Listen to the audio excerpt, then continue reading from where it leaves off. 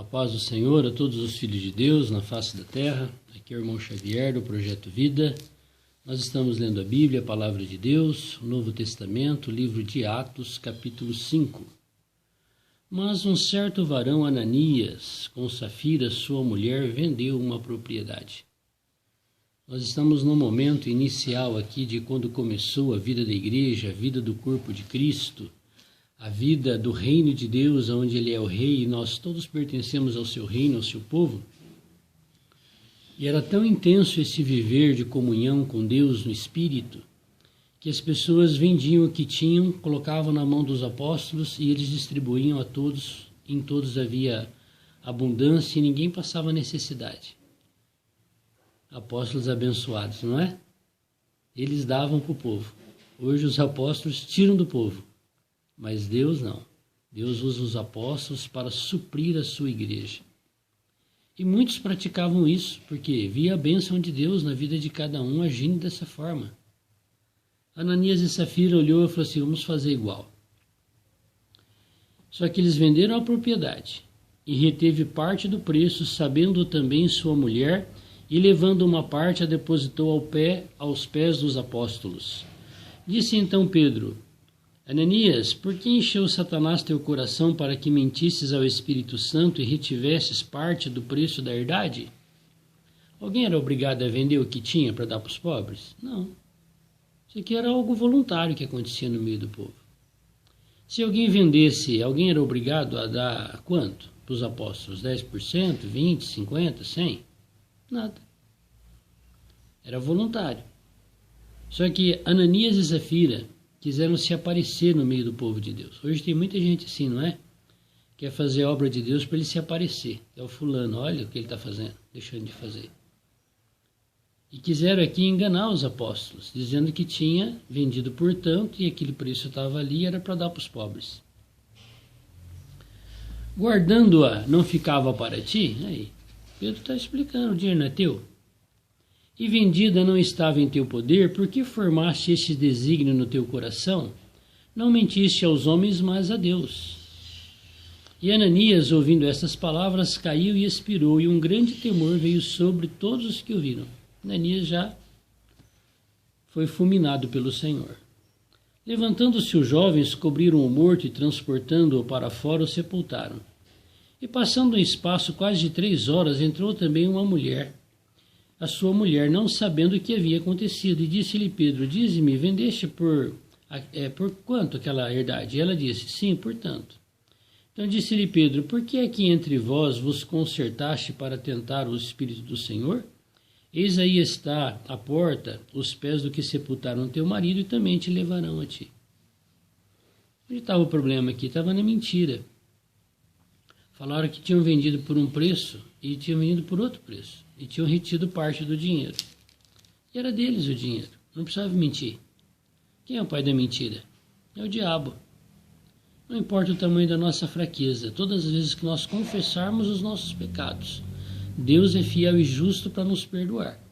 Mas se nós ocultarmos, as consequências serão muito piores na nossa vida. Até a esse ponto aqui, morte. Morte da família. E logo caiu aos pés e expirou, e entrando os jovens acharam-na morta e a sepultaram junto ao seu marido. E houve um grande temor em toda a igreja, em todos os que ouviram estas coisas. E muitos sinais e prodígios eram feitos entre o povo pela mão dos apóstolos, e todos estavam unânimes no alpendre de Salomão. Quanto aos outros, ninguém ousava juntar-se com eles, mas o povo tinha-os em grande estima. Eu vejo que quando a palavra de Deus prevalece, a bênção, o temor, a honra e o respeito, ela aumenta no meio da igreja para com aqueles que servem o Senhor. E a multidão dos que criam no Senhor, tanto homens como mulheres, crescia cada vez mais, de sorte que transportavam os enfermos para as ruas e punham-os em leitos e em camilhas, para que, ao menos a sombra de Pedro, quando este passasse, cobrisse alguns deles. Mas quem era esse Pedro? Esse Pedro é aquele que cortou a orelha do soldado. Esse Pedro é aquele que negou Jesus. Esse Pedro é aquele que chamou os apóstolos para ir pescar peixe, não pescar homens. Esse Pedro é aquele um que falava que Jesus pagava o imposto sem perguntar e foi repreendido. Como pode esse Pedro agora estar cheio do Espírito e sendo usado por Deus, que até a sombra dele curava as pessoas? Isso é a obra do Espírito Santo. Esta obra é que eu preciso na minha vida, de transformação. Não importa aquilo que nós somos, o que importa é o que Deus vai fazer dentro do nosso coração e como Ele vai nos encher, quanto de espaço nós vamos dar para o Senhor, para que Ele possa nos usar nessa terra. E até as cidades circunvizinhas concorria muita gente a Jerusalém, conduzindo enfermos e atormentados de espíritos imundos, os quais todos eram curados. Não era um curado e o outro não. Ah, você não merece. Aquele um que é usado pelo Senhor, ele não faz acepção de pessoas. Ele não faz acepção de pessoas. Tem um vídeo na internet, creio que talvez você já tenha visto, um padre colocando a hóstia na boca dos fiéis e quando chega uma mulher negra, ele coloca na mão dela. A pessoa que serve a Deus, ele não faz acepção de pessoas. Ah, o padre, não, está cheio de pastores, de apóstolos, de tudo quanto é coisa, de posição, que faz igualzinho o padre.